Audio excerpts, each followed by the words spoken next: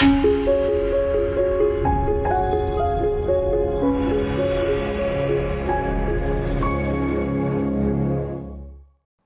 aleyküm, müəllim. Dəvətimi qəbul etdiyiniz üçün Allah razı olsun sizdən. Aleykümselam. Təşəkkürlər mən də dəvətə görə. Allah sizdən razı olsun. Mən birbaşa belə bir mövzu ilə giriş eləmək istəyirdim, ağam mənim. Biz ümumiyyətlə Azərbaycan ərazi olaraq da, həm də dövlət olaraq da müsəlman ölkəsiyik, əlhəmdülillah. Bizim dövlət başçımız da, həmçinin millətimiz də müsəlmandır.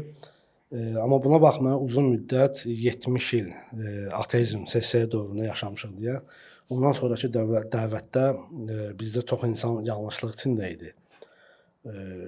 Bizdə məsələn sufilər də oldu, başqa bidət əhlilər də oldu, rafizlər də oldu. İnsanları yanlış yönə çəkməyə başladılar, amma düzdür.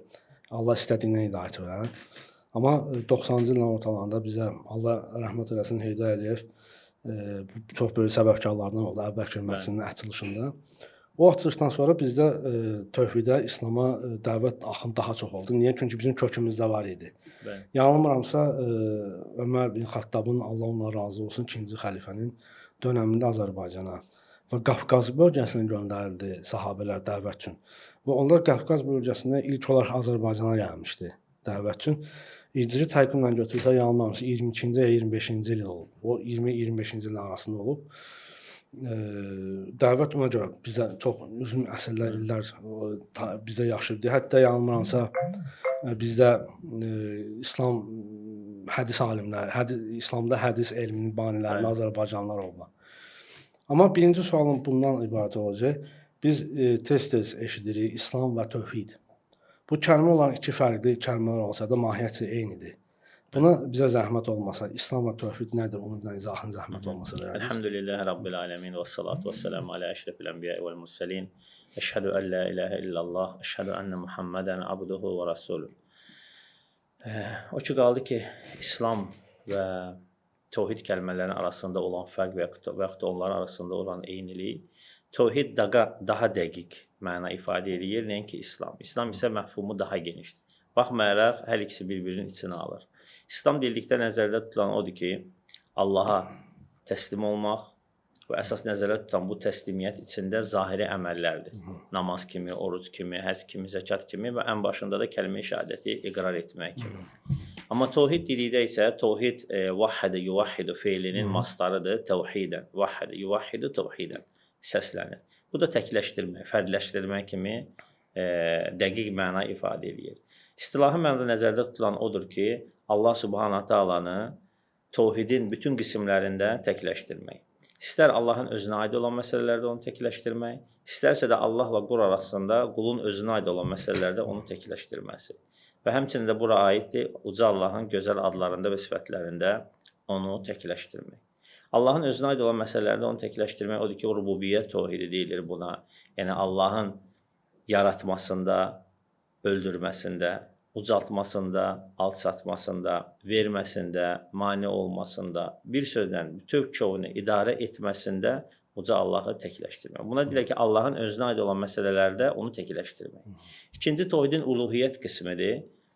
Bu halda isə qul özünə aid olan məsələlərdə Allahı təkləşdirir.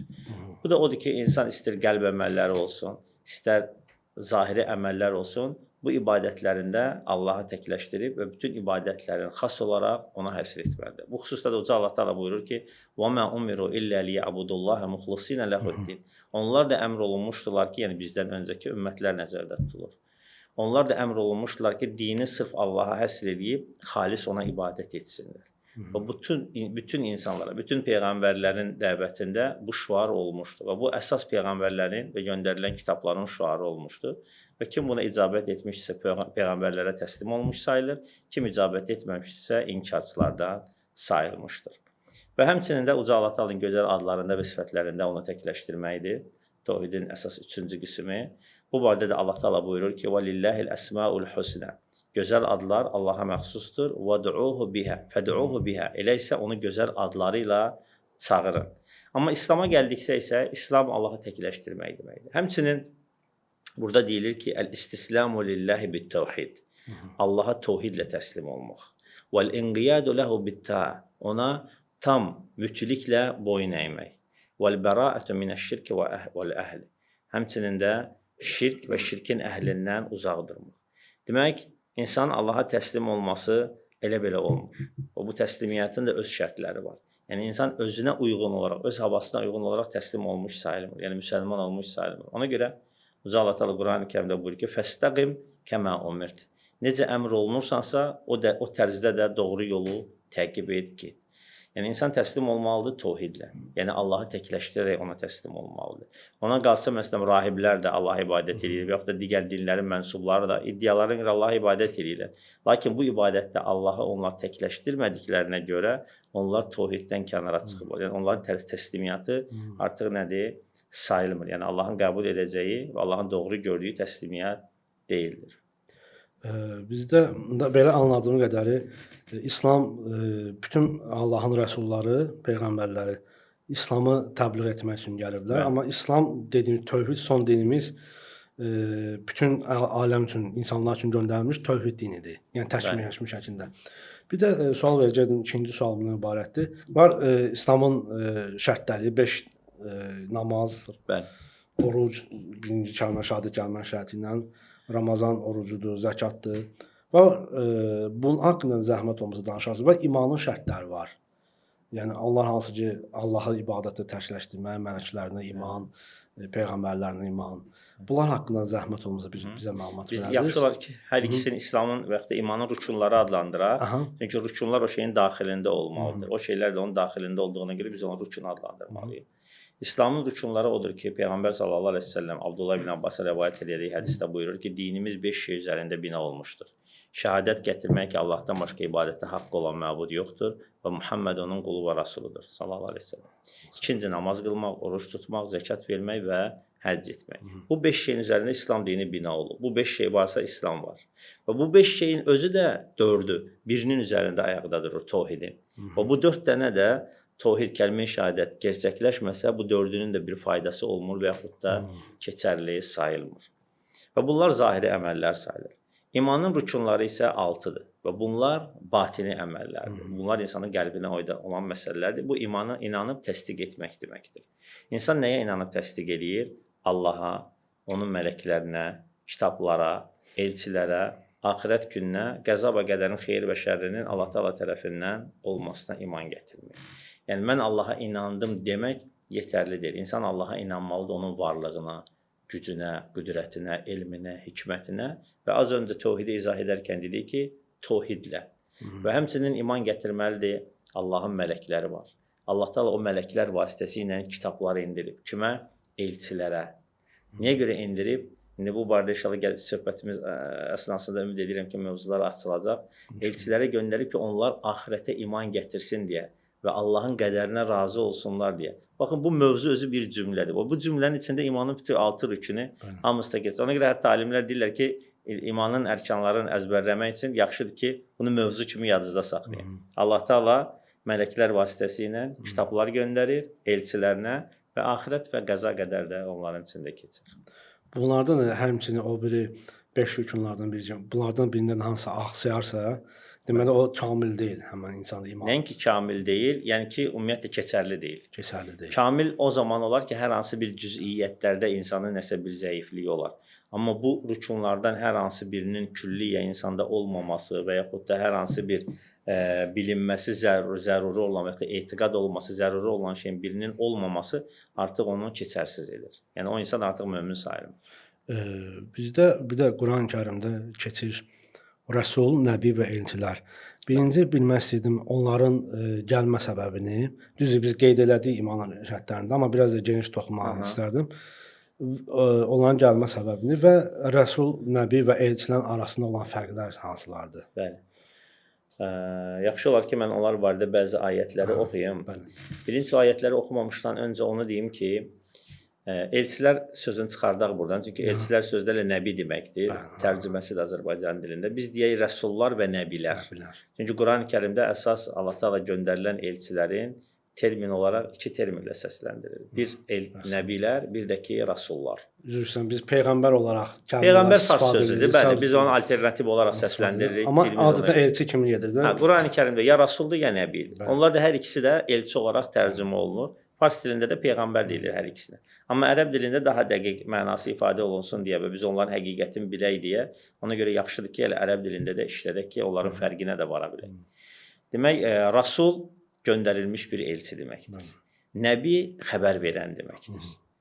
Hətta lüğəti yöndən də aralarında fərq var. Rasul göndərilən, elçi isə, nəbi isə xəbər verən deməkdir. Nəbə sözündəndir. Rasul da ursilə sözündən götürülüb ki, yəni ki, Allah Subhanahu taala ərsələ, necə Quran-ı Kərimdə bir çox yerdə deyir.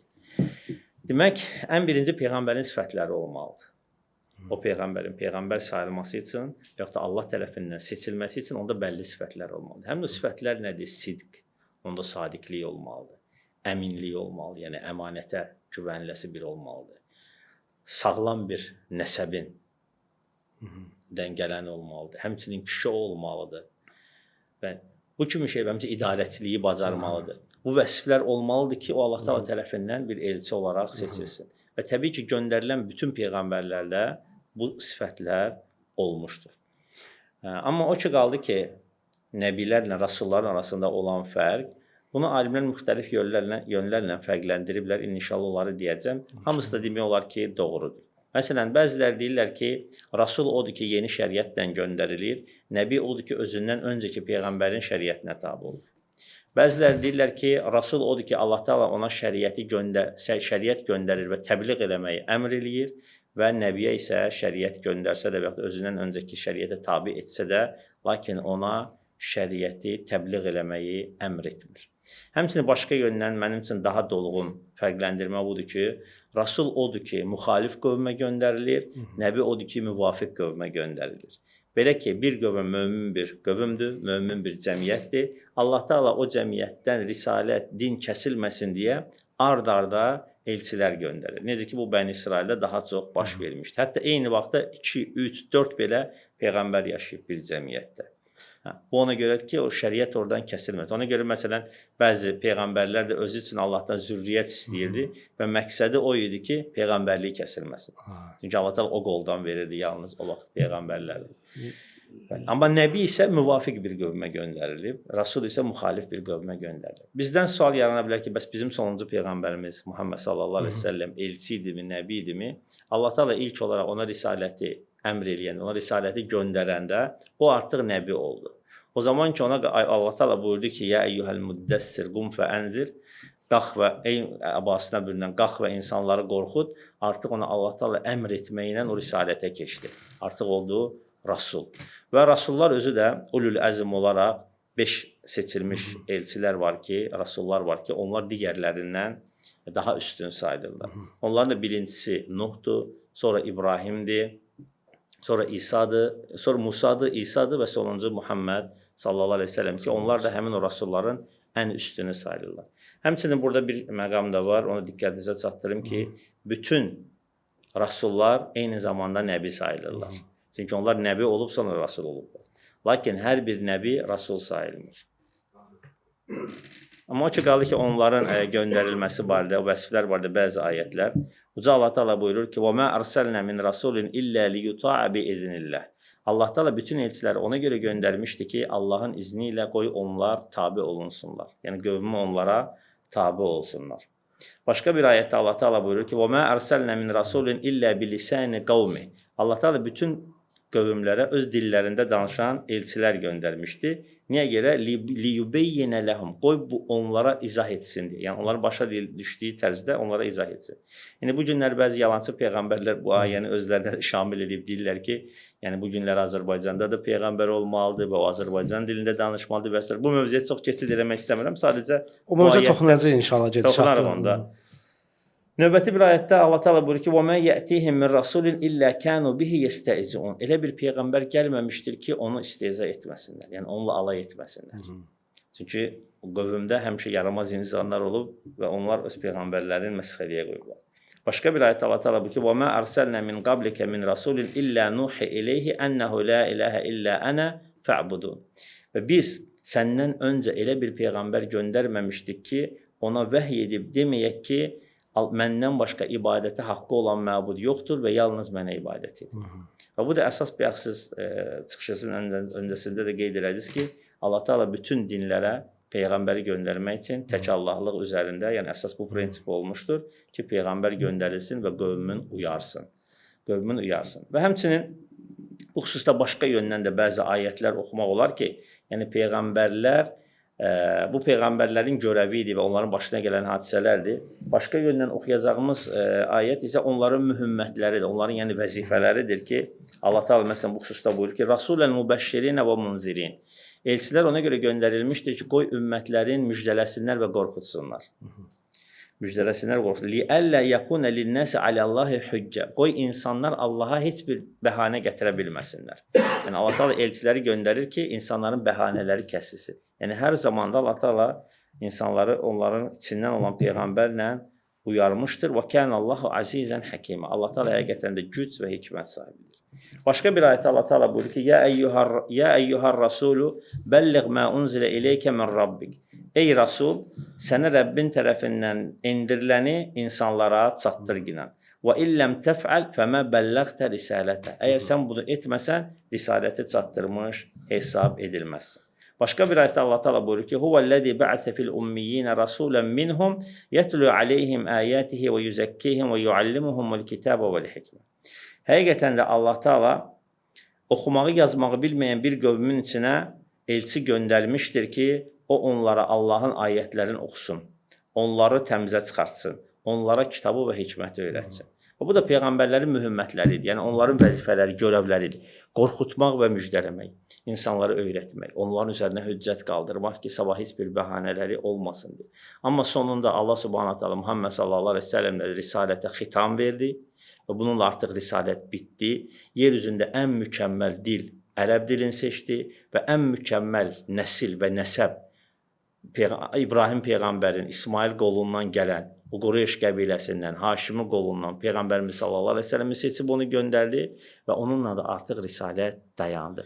Çünki ona Allah təala elə bir mükəmməl, kamil bir şəriət göndərdi ki, bu qiyamətə qədər də qüvvədə qalaraq davam eləyəcək və özündən öncəki digər dinləri, şəriətləri isə nəsx elədi. Yəni onların artıq hökmünü apardı. Ondan sonra bütün qövmlər, bütün tayfalar, dinlər hamısı İslam dininə tabe olmaqla əmr olundular.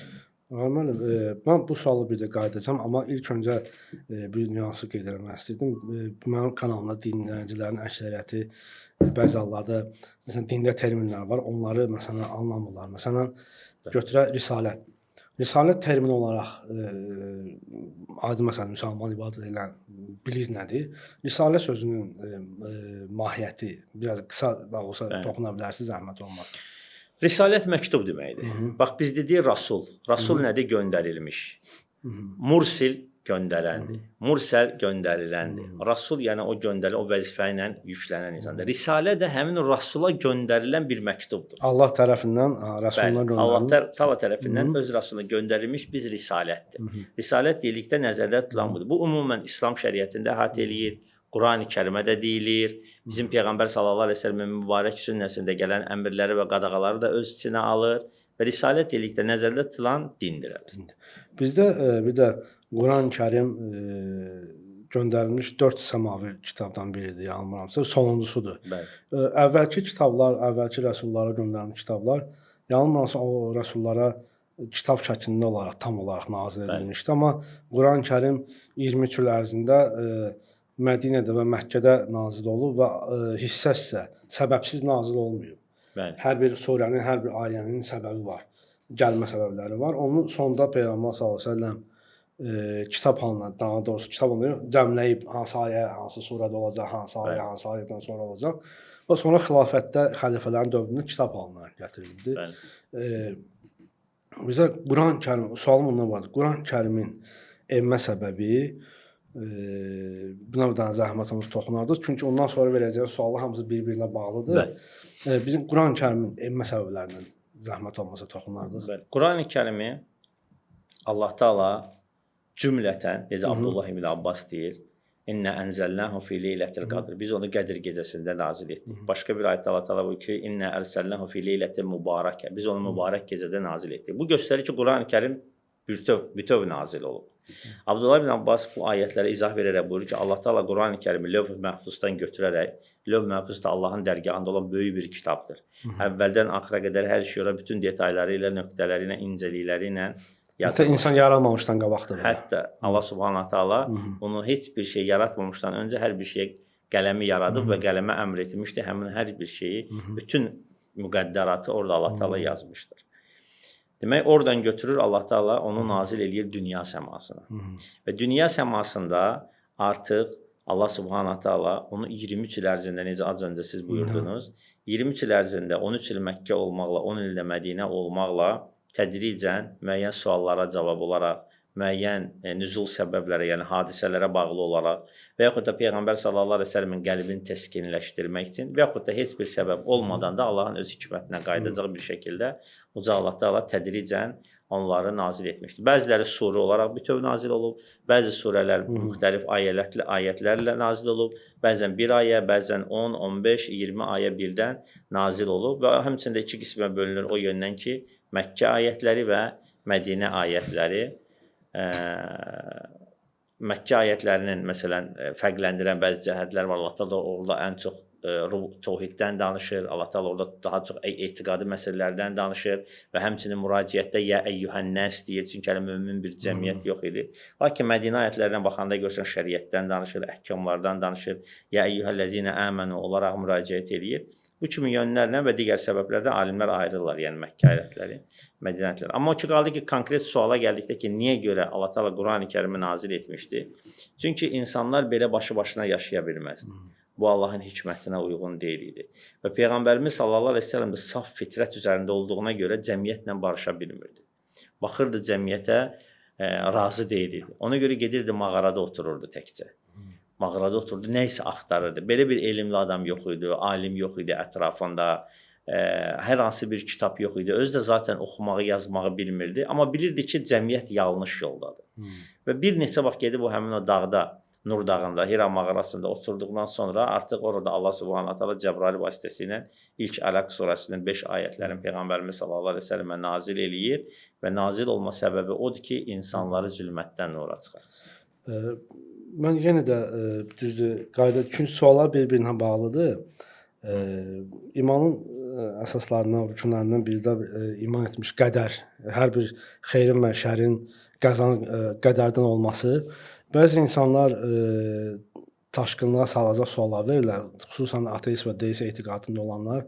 Deyirlər ki, Allah insanı da yaradıbsa, çünki mənim sualım insanın yaranma səbəbi də var bu sualdan sonra.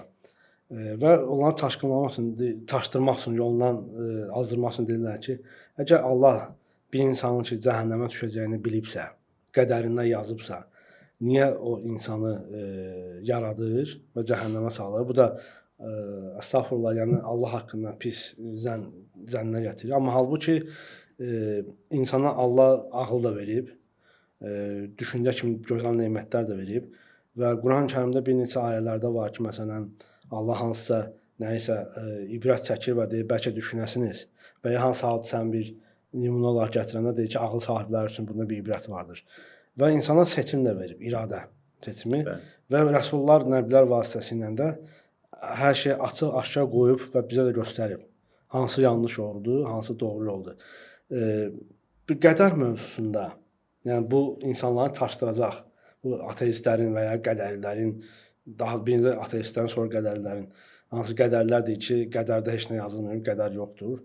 Bu da ateistlərin fikirlə hətta qədərlər deyir ki, bir şey baş verəndən sonra Allah bilir onu, əvvəldən bilmir. Yəni bu Allah haqqında pis zənnədir.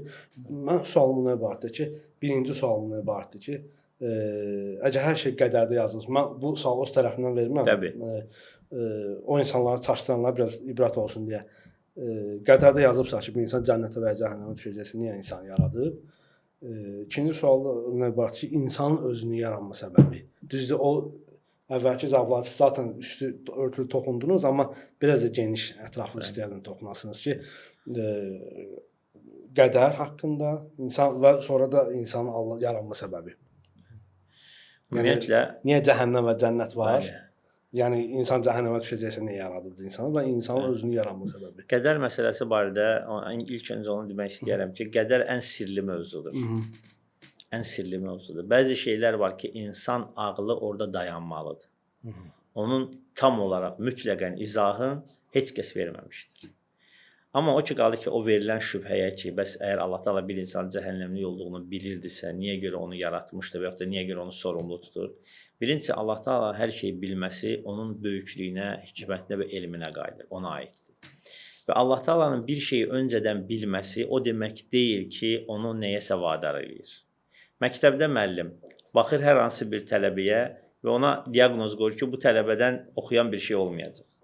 Bunun yaxşı bir nəticəsi olmayacaq. Bu heç vaxt universitetə girə bilməz və s. O deməkdir ki, müəllim onu məcbur etdi ki, o uşaq küt olaraq qalsın.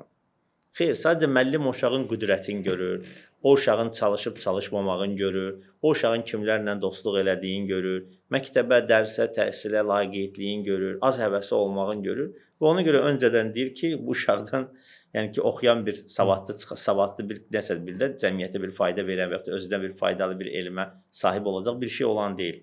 Və bu o demək deyil ki, müəllim onu məcbur edir. Allah Subhanahu taala öz elmi ilə, öz hikməti ilə öncədən bilirdi.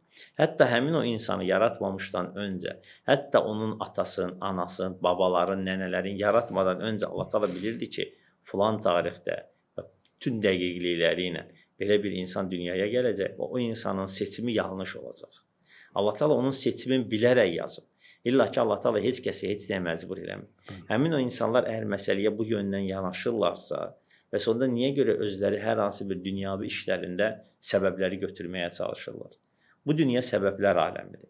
Allah Taala Qurani Kərimdə buyurur ki: "Ələm nec'allehu aynayn və linsana və şəfəteyn və hədeynahu necdeyn." Məyər biz insana iki göz, iki dodaq, bir dil vermədik mi? Məyər biz insana haqqı və batili göstərmədik mi? O deməkdir ki, Allah Taala insana hissiyyətlər verir. İnsanda eşitmək hissiyat var, onu qulağla. Görmək hissiyat var, gözlə. İyi bilmək hissiyat var, burunla. Danışmaq hissiyat var, onu dillə, dodaqla eləyir. Və həmçinin düşünmək üçün də Allah Taala bizlərə qəlb verir. Allah Taala həmin bu hissiyyat orqanlarından bəzilərini sadalayır. Yəni biz ona qavrayacaq bir qüdrət verdik, hissiyatlar verdik. Və ona onunla yanaşı haqqı və batili də göstərdik. Demək, Allah Taala bizi seçim etmək qüdrətində yaratmışdır. Və onunla yanaşı bizə yaxşını və pisi göndərmişdir. Və biz az öncə dedik, Peyğəmbərlər göndərilmişdir ki, qorxudub və müjdələmək üçün. Qorxudurlar nə ilə? Asi olanları pis aqibətlə. Müjdəliyirlər nə ilə? İtaət edənləri, iman gətirənləri, təsdiqləyənləri gözəl aqibətlə, yəni cənnətlə. O deməkdir ki, əgər insan bu şeyləri görəndən sonra yenə də öz seçimin yanlış yola tutursa, artıq Allah Subhanahu taala bunu öncədən bildiyinə görə yazıb. Yoxsa ki, Allah Taala ona ədalətli olmazdı ki, hər şey. Hələ düzdür, mən bir başqa sual verəcəyəm, amma sualın dalınca mövzuna davam edək. Bəzi insanlar deyir ki, Allahın yəni pislərini deyirlər ki, bu dünyada bu dəqiqə haqsızlıqlar çoxdur. Yəhudilər tərəfindən məsələn qətl edilən Fələstinli müsəlmanlar var. Sonra Çində var, Uyğur türk müsəlman qardaşlarımız məsələn qətl edilir. Myanmarda olub məsələn 100 minlərlə müsəlman qardaşlarımız öldürülür, bacılarımız öldürülür. Afrikada və ya başqa ölkələrdə olub, Suriyada, İraqda. Deyirlər ki, bu zülmü görən Allah ədalətli deyilmi? Niyə Allah bunun qarşısını almır deyə belə bir söz deyirlər. Deyirəm, siz birinci bu dünyada ədalət axtarmayın. Zülm edən insan özüdür və özünə edir zülmü. Amma yenə də mən istəyirdim ki, bu şəri cəhətdən buna bir necə cavab verə bilərdi, zəhmət olmasa. Bu edilən zülmlər var ki, qətliamlar, bu zaten Allahın yazdığı qədərdədir. Olub, olacaq və bundan sonra yalnız Allah bilinən olacaq. Bu baş verən hadisələrin özünün səbəbi, hansı ki, zülmlər edilir. Tək müsəlmanlara yox, hətta Şimali Koreyanın, indiki Şimali Koreyada Kim atası da belə öz xalqına zülm edib. Altında nə qədər insanlar ölübdür. Və Çin Xalq Respublikasının orta əsrlərdə belə hətta heyvanlara qırırdı səbəbsiz. Öz xalqına nə qədər zülm edibdi. Hətta 2-ci Dünya müharibəsində, 1-ci Dünya müharibəsində müharibəyə səbəbkar olan insanlar etiqas ateist olublar. Milyonlarla insanın ölümünə səbəbkar olublar. Bu insanların zülm etmə səbəbi insanın birbaşa özüdürmü? Yoxsa burada başqa nəsə axtarmağa dəyərmi, dəyməzmi? Çünki insanlar, mən başa düşürəm, çünki insan var ki, inanır, cahilliyindən şübhəyə tez allanır. Qəlbi dəyişir onun. Çünki elə şeytanın şübhəsi də bilirsiniz, biz bilirik ki, siz daha yaxşı bilirsiniz ki, incədir. Tükdən incədir, amma onlar üçün böyük görsənir. Mənim üçün də böyük görsənir hərdən, çünki mənim də özümə elmim yoxdur. Öz çalışdığım sahədə bəli elmli ola bilərəm, amma başda İslam dini olmaq şərtilə bir çox dünyanın elmlər də var ki, orada cahiləm. Bu şübhəyə məsələn necə yanaşa bilərik? Biz şübhəni necə aradan qaldıra bilərik ki, edilən zülmlərin, baş verən zülmlərin səbəbkarı birbaşa insan özüdür. Bu daha geniş aspektdən yanaşaq zəhmət olmasa. Bəli. Çox gözəl məqama toxundunuz. Həqiqətən də bu günlərdə sosial şəbəkələrdə bu geniş bir şübhə halında yayılmaqdadır. Və burada da insanların yenə dini elmsizliyindən məharətlə istifadə olunur. Birincisi biz onlara belə deyək. Allah Taala hansı peyğəmbərlə, hansı kitabında və ələxüsus da bizim sonuncu kitabımızda və Peyğəmbər sallallahu əleyhi və səlləm dilində harda deyib ki, bu dünyada sizin başınıza heç bir şey gəlməyəcəkdə, sonra biz bu müsibətləri yaşayırıq və deyirik ki, bəs Allahın vədi. Düzdürmü? Əksinə. Allah Taala Qurani-Kərimdə buyurur ki: "Və lənəbluvannakum bişey'in minəl xawfi vəl-cu'i və naqsin minəl əmvali vəl-anfusi vəs-səmərat və bəşşiris-sabirin." Əlbəttə ki, biz sizi biraz qorxu, biraz aclıq, biraz qıtlıq, biraz canlarınızla, mallarınızla və əkin biçinlə imtahan edəcəyik. O bəşşiris-sabirin. Və Allah Taala imtahan nəinki edəcək və Allah Taala bütün insana ağır gələn yönlərdən onu imtahan edəcəyin vəd verir. Yəni qorxu ilə, aclıqla, qıtlıqla, malla, canla, hər şeylə.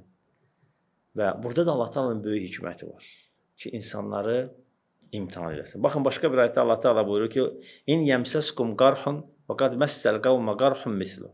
Əgər sizə bir çətinlik gəldisə, onun mislində düşməninizə də gəlmişdir. Və tilkəl əyyamu nudaviluha beynən-nas. Və biz bunu insanlar arasında bölmüşük. Yəni bu gün bu ölkədə, bu xalqda, sabah o ölkədə, o xalqda, bu gün məndə, sabah səndə, o birisi gün onda. Və beləcə Allah Taala imtahanları insanlar arasında bölmüşdür. Və sonra Allah Taala buyurur ki: "Və liya'lemallahu ellezina amanu və yettexize minkum şuhada." Allah Taala sizlərdən kimin iman gətirməsini bilməsi üçün və sizlərdən şəhidlər götürmək üçün bunu edir. Allah Taala insanları bu dünyada imtahan etməsəydi, axirətdə mükafata və yaxud da cəzaya yetməyin bir mənası olmazdı. Bu hikmətsiz görünür. Bu dünya müvəqqəti bir dünyadır. Allah Taala bu dünyanı Darul Bəla edir. Yəni ki, bəlalar dünyası, imtahan dünyası, ayrılıq dünyası, sınaq dünyasıdır. Və biz bu dünyanın sınaqlarına dözməsək, axirətdə gözəl məqama çata bilməliyik. Deyir ki, sizdən şəhidlər götürmək istəyir. İnsan bu dünyada nə qədər yaşasa bir gün öləcək. Heç ki bu dünyada əbədə qalmıyor. Və həmçinin ən xeyirli insanlar belə ölümə məhkumdur. İnnəkə meyyidun və innəhum meyyidun. Ey Peyğəmbərim, sən də öləcəksən, onlar da öləcəkdir. Sadəcə Allah Taala bəzi qulların o qədər sevir ki, onları şəhid olaraq aparmaq istəyir öz dərgahına. Çünki onlar əbədi həyatda elə bir xoş firavan həyat vermək istəyir ki, Allah Taala onlara. Ona görə onları şəhid olaraq aparmaq istəyir.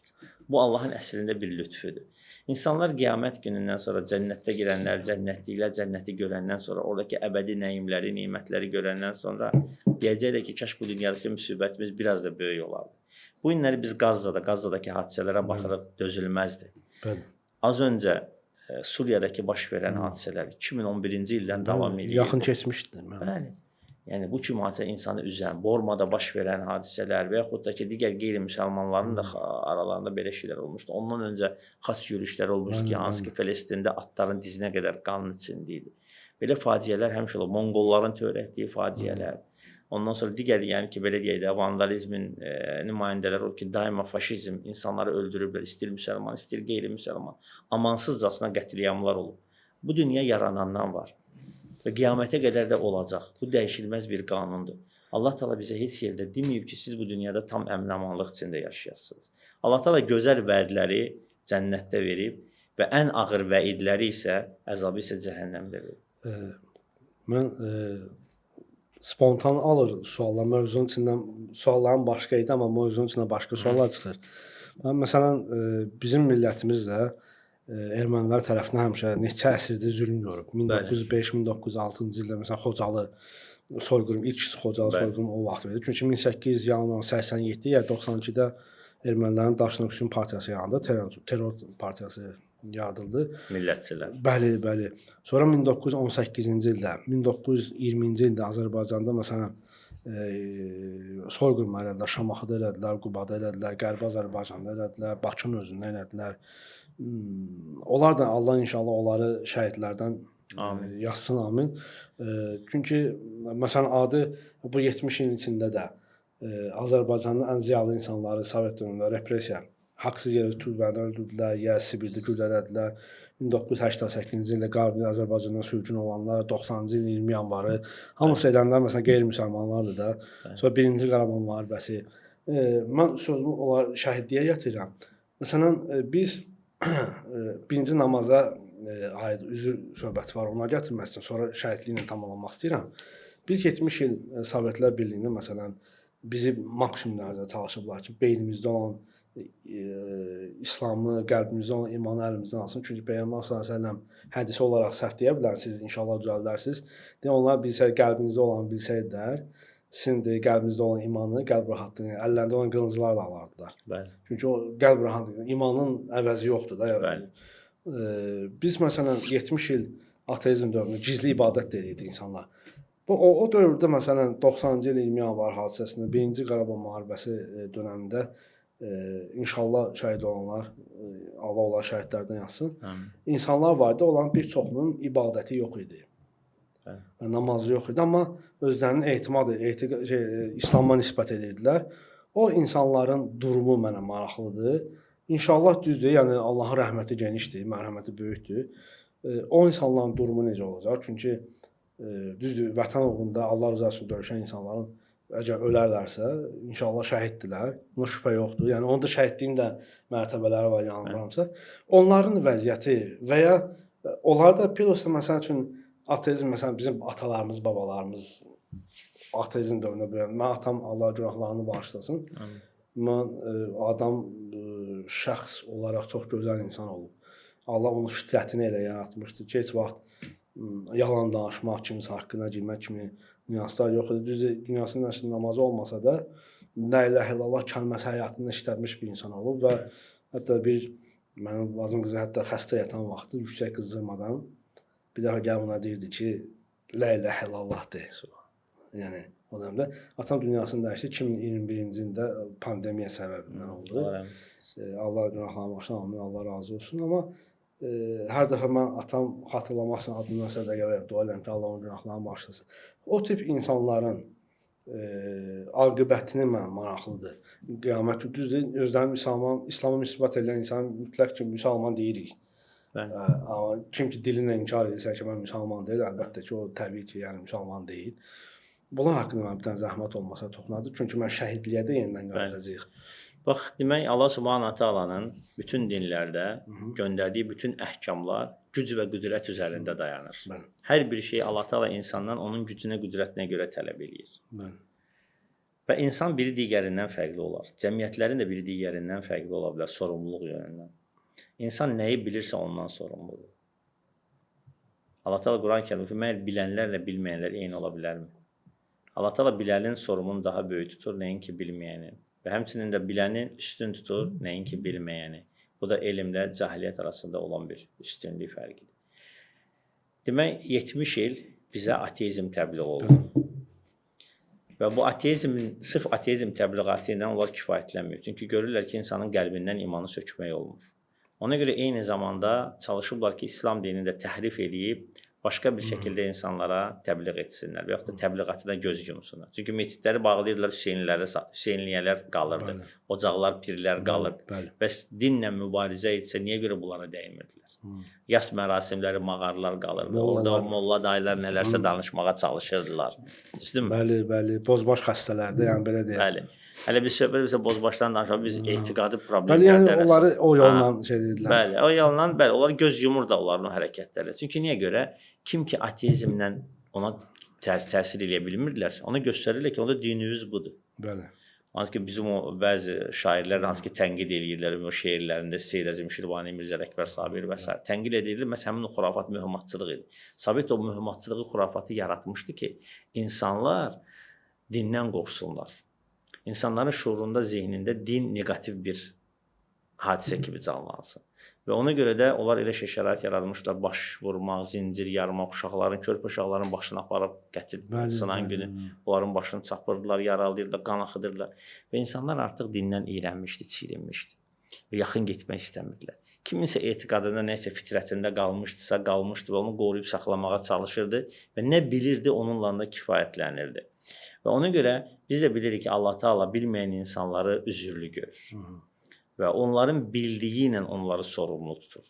Ona görə bizim Allah barədə də zənnimiz gözəldir, Allahın qulları barədə də zənnimiz gözəldir. Madəm ki, o kəs özünü İslam dininə nisbət eləyir, deyirsə ki, mən müsəlmanam, bildiyin eləyib, nəyə gücü çatıbsa onu eləyib, onu deyib, onunla etiqad eləyib və ümid edirik ki, Allah Taala onları bağışlayar. Çünki Allah Taala bağışlayandır və bağışlamağı sevir. Və həmçinin Allahla qulları arasında da heç kim girə bilməz. Və Allahın qulların, belə deyək də, heç kim Allahın rəhmətinə qısqanmalı deyil. Allah onu güya bağışlasa, sənin əlindən nə əksiləcək ki? Heç nə. Allah Taala sənə nəyi yazıbsa artıqlaması ilə sən onu alacaqsan. Onun da bağışlanması, nəsə almağı sənin mülkünə heç bir şey əksilməyəcək. Bəzən insanlar görsən sanki qısqanmağa çalışırlar. Bəzən onlar bilirlər ki, biz qısqanmırıq ki, elə hər kəsə deyirik müsəlman. Biz hər kəsə müsəlman demirik. Biz özünə müsəlman deyən, özünü İslam'a nisbət eləyən, bildiyi ilə, fikirləşdiyi ilə, əlində olanla kifayətlənib, onunla qane olan insanlara müsəlman deyirik və onları üzürlü görürük. Ağam mənim, təəssüflər olsun ki, indi bizə vaxt darlığı var. Biraz mən sualları qısa-qısa verəcəm. Biz inşallah yəni növbəti aylarda da bizim davamiyyətdə olacaq. Çünki mövzularımız bir mövzu hətta seçsək, tutalım iman mövzusunu da seçsək, o bir dərsə sığan bir Özü mövzu müstəqil deyil. mövzudur. Bəli, çox aylarımız apara gedər. Amma qısa-qısa suallarımı keçəcəm. Şəhidlik mövzusuna toxunduq. Mən məsələn yeniyetmə olan vaxtda, mən uşaq idim, məsələn 1-ci Qarabağ müharibəsi başlayan vaxtları ibtidai sinifdə oxuyurdum. Qarabağ bizim əlimizdən çıxan vaxtlar böyüdüksə mən deyirdim ki, mənim kimi düşünənlər çox idi o vaxt ki, vəssalam biz ermənilər Qarabağı bir dəfəli olar getdi, bir dəfə Qarabağı görməyəcəyik falan. Birinci burada biz küfr eləyirdik, çünki qədərdən, qeybdən xəbər verirdik. O da bizim cahilliyimizin üzündən, ucbatındandır. Amma Allah Heydər Əliyə rəhmət eləsin və İlham Əliyev və Ali Başkanımıza Allah can sağlığı versin. O məsələn biz kimsə müharibə olanda, cihad olanda bizə cihad müdafiə cihadı idi, yanılmıramsa, öz torpaqlarımızı müdafiə edirdik. İllərlə həm ümumi iqtisadiyyatımız gücləndi, həm hərbi büdcəmiz gücləndi. Bunun üçün silahlar alındı. Hərbiçilər getdilər, məsələn, təlimlərdə Türkiyədə oxudu və başqa ölkələrdə oxudular, təlim keçdilər. Güclü ordu səbəbi ilə və Allahın izni ilə təbii ki, başda Allahın izni olmaq şərti ilə torpaqlarımızı ala bildik. Daşına kimi, torpağına kimi Allahın izni ilə. Bu şərəfə bizə Allah yetirdi və bizdə belə bir, bizim həm də ordumuzda 2016-da da, 1-ci Qarabağ müharibəsində də, 44 günlük müharibədə də, hətta bunların arasında bizim bilmədiyimiz əməliyyatlar olurdu, xüsusi təyinatların əməliyyatları. O əməliyyatlarda dünyasını dəyişən qəhrəmanlarımız da var idi. Şəhid olan, inşallah şəhid olanlardır. Şəhidlik mövzusunda belə bir hədis var ki, onlar həm bərzəxdə, qəbir həyatında, həm də qiyamət günü sorğu-sualsız olar. Yəni cənnətə birbaşa sorğu-sualsız girərlər və qəbirdə sorğu-suallar yoxdur. Hədisi ola bilər yanlış deyirəm, sizdən inşallah izninizlə onun tam şəklini istəyəcəm. Peyğəmbər sallallahu əleyhi və səlləm sual verildi ki, niyə şəhidlərdə qəbirdə sorğu-sual olmur? Peyğəmbər sallallahu əleyhi və səlləm dedi ki, onların cihadda gördükləri qəbir fitnəsini əvəz eləyir. Kəffarə olur yəni. Kəffarə olur. Bu haqqda biraz geniş danışa bilərsiniz, zəhmət olmasa. Demək, Allah Peyğəmbər sallallahu əleyhi və səlləm buyurur ki, kim dini yolunda dünyasını dəyişərsə şəhiddir. Kim malı uğrunda dünyasını dəyişərsə, yəni malını qoruyaraq dünyasını dəyişərsə şəhiddir. Kim namusunu qoruyaraq dünyasını dəyişərsə şəhiddir. Bu kimi şeylər onu göstərir ki, vətənin azadlığı üçün, yaxud da vətənin qorunması üçün dünyasını dəyişən insanlar inşallah ki, şəhiddir. Biz niyə görə inşallah deyirik? Çünki inşallah deməsə qeybdən danışmış oluruq. İnşallah deyirik ona görə ki, Allah barədə yenə deyirəm, insanlar barədə zənnimiz gözəldir və ümid edirik ki, Allah Taala onları şəhidlikdən yazır. İmam Buxari Səhih kitabında belə bir başlıq ayırır. Şəhid deməyin qadağan olunması. Biz birbaşa kiməsə desək ki, filan kəs, məhz bu kəs şəhiddir, artıq biz Allahın yerinə hökm vermiş oluruq. Amma biz ümumən Allah yolunda, vətənin bütövlüyü yolunda dünyasını dəyişən hər bir kəsə ümidvar olaraq, xoş ümidvarlığımızla deyirik ki, şəhidlər. Çünki niyə görə? Onlar vətən uğrunda getdiklərinə görə malı qorumuş olurlar, namusu qorumuş olurlar. Çünki elə hər bir şey torpağın üzərindədir. Bizim dinimiz də bu torpağın üzərindədir. Bizim malımız da, namusumuz da bu torpağın üzərindədir. Ona görə torpaq vətən deyildikdə təkcə torpaq nəzərdə tutulmur. Bunun üzərində din var, bunun üzərində müsəlmanlar var, namus var, şərəf var. Hər şey burada, malımız, mülkümüz də buradadır. Ona görə inşallah ki, onların yolu şəhidlik yoludur. Sadəcə Allah Subhanahu taala istəyir ki, Allah Taala bütün bu yolda dünyasını dəyişən hər bir kəsə şəhidlik nəsib eləsin. Amin. Allah Taala bizləri də bu dünyadan şəhid olaraq aparsın. Və belə bir var, qadınlar üçün o status gəlir. Mən qadın mövzusuna toxunacağam. Hətta qadın hamilə qaldığı dövrdən övladını süddən ayrana qədərki dövrə qədər mücahid statusundadır. O dövrdə dünyasını dəyişərsə şəhid sayılır. Və həmçinin bizdə məsələn cəmiyyətdə mən 3 mövzuya toxunacağam əsas bu podkastımızda. Qadınlara münasibət, kişilərin qadınlara münasibət, anaya, xüsusən burada anaya, sonra yoldaşına və qızına. Və üçüncü mövzu da məsələn bağışlanma mövzusudur. Mən Vüqar müəllimlə sizin bu yaxınlarda dərsiniz oldu. Yanılmıramsa Vüqar müəllim Şirvanda idi, qonaq gəlmişdi. Qısa bir neçə dəqiqəlik dərsində orada bir bağışlanmaya əlaqədar haqq söhbəti vardı. Ona aid sualdı, sonra saxlamışam onu. İlk öncə belə bir sual vermək istəyirdim. Cəmiyyətdə bizdə istər ibadət edən olsun, istər ibadət eləməyən müsəlman olsun, həyat evində anasına, atasına qarşı çox kobuddur. Ailəli kişilər var ki, öz həyat yoldaşına haqqını vermir. Evə geri gəlir, kobud münasibət göstərir. Belə nə bilim, nişanlı dövründə, yəni xoş olan insan evləndikdən sonra elə bir sanki o insan deyil. Müsəlman olan, ümumiyyətlə müsəlman kişi olan, çünki kişi nəyə görə deyirəm, hər kəs fiziki olaraq kişi ola bilər, amma Quran-Kərimdə Allah Subhanahu taala o kişilərə deyir ki, o kişilər ki var dövlətdə, bəli, o kişi deyə Allah tərif edəndə o kişilər həm mənlə, kişidə həm fiziki olaraq heç mənlə də o kişinin xüsusiyyətləri çoxdur. O kişilərə siz nə məsləhət verə bilərsiniz? Çünki ana elə bir məxluqdur ki, insan üçün, elə bir nemətdir ki, insan üçün, xüsusən kişi üçün.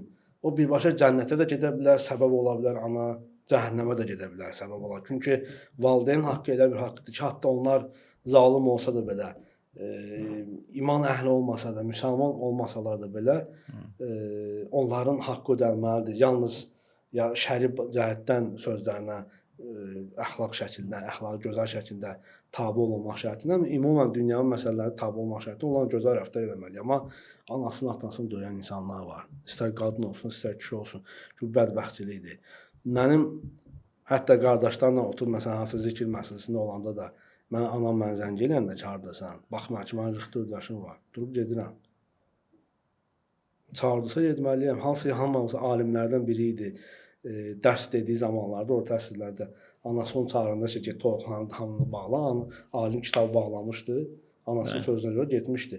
Yəni, ana insanın cənnətə girmə səbəbidir.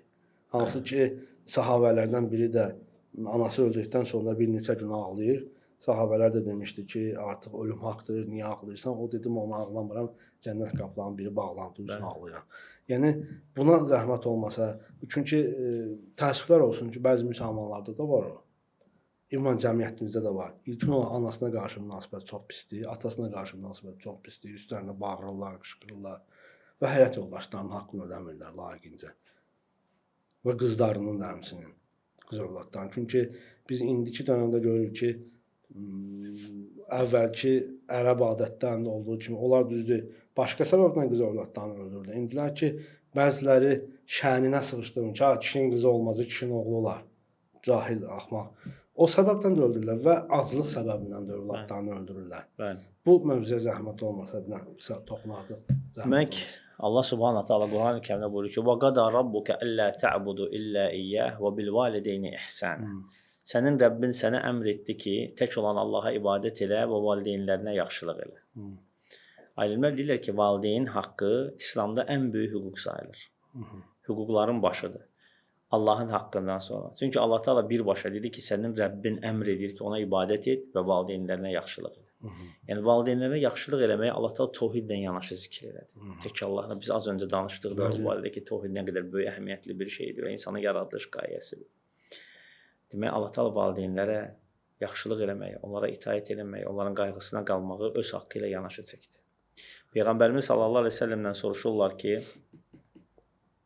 kimə yaxşılıq eləyir? Mənim yaxşılığımı ən çox haqq eləyən kəs kimdir? Deyir ana. Deyir sonra kimdir? Deyir ana. Deyir sonra kimdir? Deyir ana. Deyir sonra kimdir? Sonra deyir ata. Hətta ata belə nə boyda böyük hüquqları var. Buna baxmayaraq Allah Taala ana haqqını 3 dəfə önə çəkir atada. Bax belə atanın da haqqı ödənilməz bir şeydir ha. Yəni bəzən burada insanlar küçümsüyürlər atanın haqqını. Xeyr, atanın haqqı da ödənilməzdir. Peyğəmbər sallallahu əleyhi və səlləm soruşurlar ki, ya Rasulullah, mən atamın haqqını verə bilərəm. Deyir ki, o halda vermiş sayılarsan ki, atanı hardasa qul olaraq taparsan və onun ağasından pul verib onu alarsan, azad eləyərsən, onda atanın haqqından çıxmaq olur. Amma anadan ümumiyyətlə mümkün deyil. Bu da o qul kimi alıb azad eləmək falan demək olar ki, günümüzdə yoxdur. Yəni mümkünsüzdür atanın haqqını da ödəmək. Bir nəfər gəlir deyir ki, ya Rasulallah, atam mənim pulumdan götürür, xərcləyir. Deyir ki, əntə və məluka li əbik. Sən də malın da atana məxsusdur. Yəni hətta atanın icazəsi var ki, izinsiz oğlunun pulunu götürüb xərcləsin. Bu qədər böyük Allah Taala haqq verir. Gəl gör ki, ananın haqqı daha böyük. Peyğəmbər sallallahu əleyhi və səlləm bir dəfə minbərə qalxarkən Cəbrail əleyhissalam gəlir, deyir o kəs ki, ata-anası və yaxud da ikisindən biri onun yanında yaşdaşıb ixtiyarı bir çağa çatırlar və evladı onların səbəbi ilə cənnətə girmirsə, o evlad zəlil olsun. De amin. Peyğəmbər sallallahu əleyhi və səlləm gedir, mən də dedim amin. Səmanın əmini bəddua eləyir, yerin əmini ona amin deyir. Nəyə? Valideynlərinin qayğısına qalmayan insana. Valideynlərin səbəbi ilə cənnətə girməyən insana. Valideynlərin qayğısına qalmaq təkcə bizə tövsiyə olunmur, vacibdir. Və kim bu səbəblə cənnətə girmirsə, yəni ki, onun başqa artıq yolla girmək ehtimalı çox azdır. Çünki ən əsas yol qapı, açıq qapı budur. Necə az öncə dediyiniz hədisdə gəldiyi kimi. Vəxfid ləhumə cənəhəz-zull, rəhmət qanadı sər onların üzərinə. Mən də anam ehtimal ki, bu buraxılışa baxacaq. Allah canı sağ eləsin. Amin, Allah razı olsun. Mən buradan demək istəyirəm ki, duasını məndən əskik eləməsin. Çünki bəlkə də anaların, ataların dualarıdır ki, övladları Allah xəstələrə şəfa versin, sağlamların da canını sağ eləsin və onları ən gözəl sonluqla bu dünyadan aparsın, bizlər də onları da cənnətdə qovuştursun. Amin. Bir də məsələn, kişilərin xüsusən həyat yoldaşlarına olan münasibəti, həqiqətən çox kobud qəddar münasibət göstərirlər. Şərt burada fiziki zorakılıqdan getmir. Və kişi də məsələn ailəlidir. Gecə məsələn dostları ilə gedib domino oynayır, çayxanada oturur və ya futbola baxır, budur oynayır. Gecə saat 12-dir, 1-in yarısıdır. Çünki ailənin özünün haqqı var. Bəli. Yəni gedir ancaq yatmağa, səhər tezdən durdu, getdi işə, bir də axşam saat yenə həmişə kimi 1-də, 2-də gəlir evə, ailə yadına düşmür. Bəli. Halbuki o öz övladlarının da, öz həyat yoldaşının haqqını ödəməlidir. Burada çətin bir heç nə yoxdur. Yəni ödüləcək bu burada yəni münasibət insana xoş münasibət göstərmək, ona xoş söz deməkdə yəni aciz bir şey də yoxdur və çətin bir şey də yoxdur.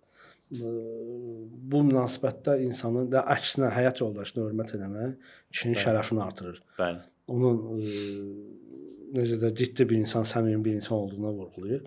Nə məsləhət görərdiniz elə bir insanlara? Demək, məsləhətim Allahın məsləhətidir. Allah Teala Qurani-Kərimdə bizlərə tövsiyə olaraq buyurur ki: "Və aşiruhunna bil ma'ruf." Qadınlarınızla gözəl davranın. Burada çox maraqlı bir söz keçir. Ümumiyyətlə Qurani-Kərimdə hər bir nöqtənin öz mənası var. Nəinki kəlmənin. Burada müxtəlif bir kəlmə keçir. Bil ma'ruf. Onlarla mərufla davranın. Demədi bir ihsan, yəni yaxşılıqla və yaxud da ikram falan ma'ruf. Ma'ruf nədir? Ma'ruf bir meyardır. Ürf sözündən götürülüb, adət sözündən. O deməkdir ki, sənin yaşadığın yerdə qadınla davranılası ən gözəl əxlaq nədirsə, onu onlara göstər. Bu günləri hər hansı bir qadın müəyyən bir tələbdə buluna bilər. Biz deyirik ki, Allah Teala bizə ürflə yaxşılıq eləməyi, bizim ürfümüzdə yaxşılıq nədirsə, onun hamısını kişi eləməlidir. Bizim ürfümüzdə nəysə normal qarşılanmırsa, və yaxud da o yaxşılıq sayılmırsa, onu heç tələb eləmək doğru deyil. Amma nə ki yaxşı qarşılanıb, yaxşı qəbul edilirsə, məsələn, insan həyat yoldaşı ilə mülayim davranması, onunla vaxt keçirməsi, onun ehtiyaclarını ödəməsi, onun qayğısını çəkməsi, ona hədiyyələr alıb verməsi, hamısı cəmiyyətimizdə məruf sayılan şeydir, yoxsa deyil? Məlum. İndi təsəvvür mən az sayda bir şey sadaladım da, bunların hamısı bu 5 şey qadına verilsə, qadın ona razı qalar qalmaz. Mümkün deyil ki, qalmasın. Amma verilmir.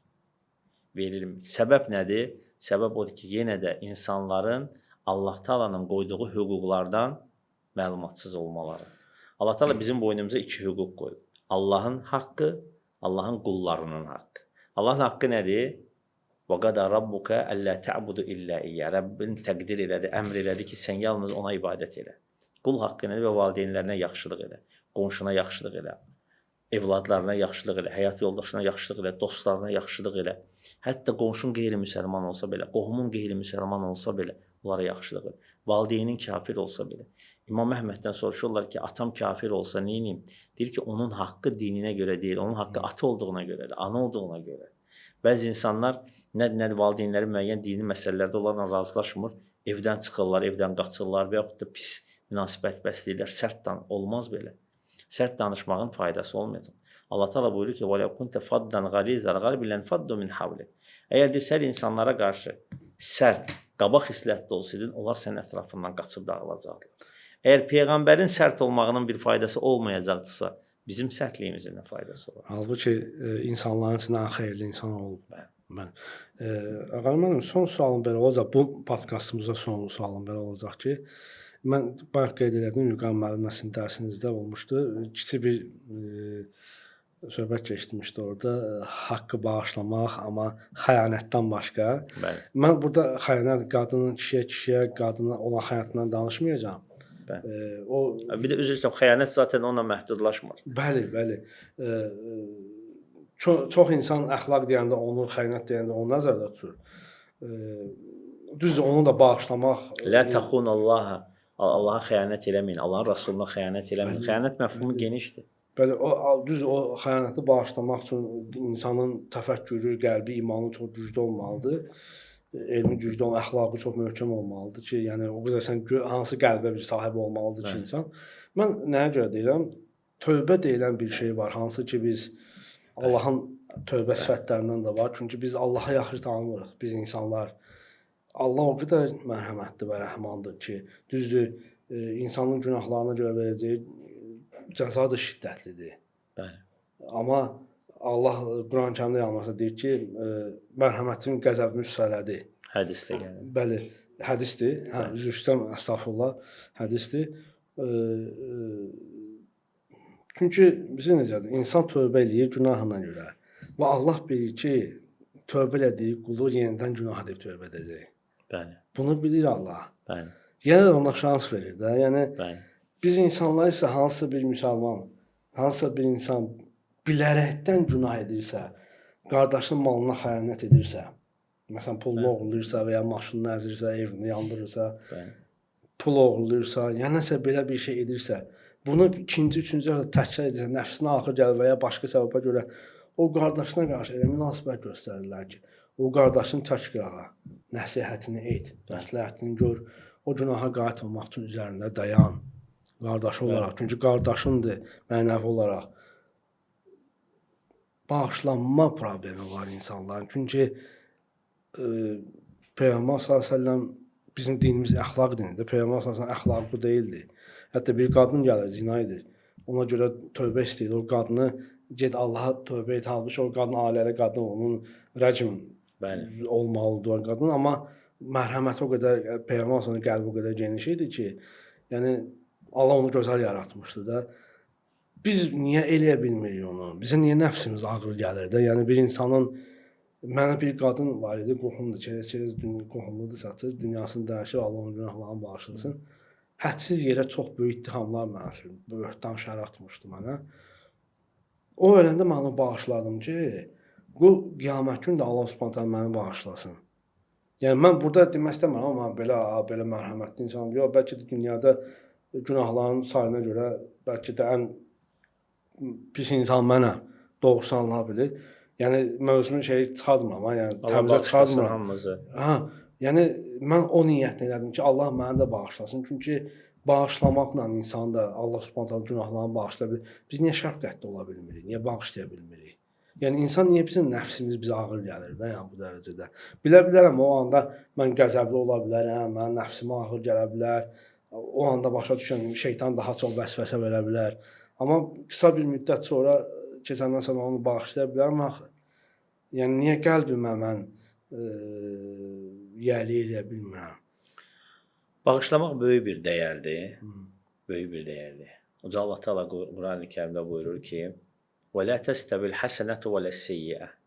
İdfa' billati hiyə əhsən. Və izəllazi beynəkə və beynəhu adavatun kəənnehu valiyyun hamim." Həqiqətən də yaxşılıqla pislik eyni ola bilməz. Bəli. Sənə olan pisliyi yaxşılıqla dəf et. Elhamdülillah. Belə olduqda qarşındakı yaxın bir dost hami görərsən. Allah Teala sonra ayətin davamında buyurur ki: وَمَا يُلَقَّاهَا إِلَّا الَّذ۪ينَ صَبَرُوا وَمَا يُلَقَّاهَا إِلَّا ذُو حَظٍّ عَظِيمٍ. Buna yalnız səbr edənlər nail ola bilər və buna yalnız böyük nəsibi olan insanlar nail ola bilər. Bu elə bir dəyərdir ki, hər insanın xislətində ola bilməz. Bağışlamağı bacarmaq lazımdır. O bacarmaq üçün də insanda iman olmalıdır. Allah Teala onları iki vəsflə vəsf elədi. Birincisi səbir, Allah səbir olur. İkincisi böyük nəsibi olanlar. Böyük nəsibi olan nədir? Böyük şəxsiyyət. Yəni insan böyük şəxsiyyət olması üçün o demək deyil, o şah olmalıdır, vəzir olmalı, yox. Böyük şəxsiyyət yəni daxilən böyük olmalıdır. Bizim qəlbi böyük olmalı kimi. Musa peyğəmbər deyir: "Rabbi şrah li sadri", elə benim köksümü genişləndir. O da böyük şəxsiyyət. Yəni onun içi böyükdür. Onlar bağışlayırlar. Əgər biz onu eləyə bilmiriksə, demək biz cılız insanlarıq. Yəni insanlar bağışlaya bilmiriksə. Yəni bağışlamaq həqiqətən. Yəni mən proseslərdən dəhşətə gəlirəm insanlar ki, yəni oldu da hamımız edirik o səhvi. Bir insan qatlayaq ki, barmağımızla göstərək ki, o insan etməyib günah və ya etməyəcək gələcəkdə günah.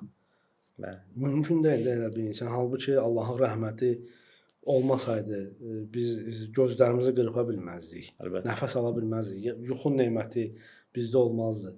Hətta Allah Subhanahu taala deyir ki, siz insanları deyir, elədiyi günahlara görə dərhal cəzalandıracaqdı. Yer üzərində heç bir canlı qalmazdı. Yəni Allahın bu boyda mərhəməti qarşılığında biz bir-birimizi niyə görə də bağışlamayaq? Bəli. Ağar müəllim, inşallah bugünkü podkastımız bizə yekunlaşma ərəfəsindədir. İnşallah növbəti podkastlarda, çünki suallarımız hələ buradakı mövzu suallar tamamlanmadı. Növbəti podkastlarda yenə inşallah biz davam edəcəyik sizlə. İnşallah. Minnətdaram görüşə görə, maraqlı suallara görə. Allah Teala dinləyənlər üçün də faydalı eləsin.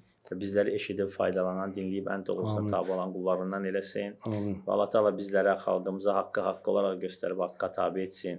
Batili batil olaraq göstərib batildən uzaq tutsun. Allah Teala ölkəmizi, xalqımızı sülh, əmin, amanlıq, bol-bol, ruzi, bərəkətlə nemətləndirsin. Uca Allahdan istəyirəm ki, sərhədlərimizin delimitasiyasında Allah Teala ölkə başçımıza, xalqımıza yardımcı olsun. Əsgərlərimizə güc, təpər versin. Çəkilən əziyyətləri, günahları kəffar eləsin. Amin. Allah sizdən razı olsun. Allah sizə bərəkət versin. Allah sizə bərəkət versin.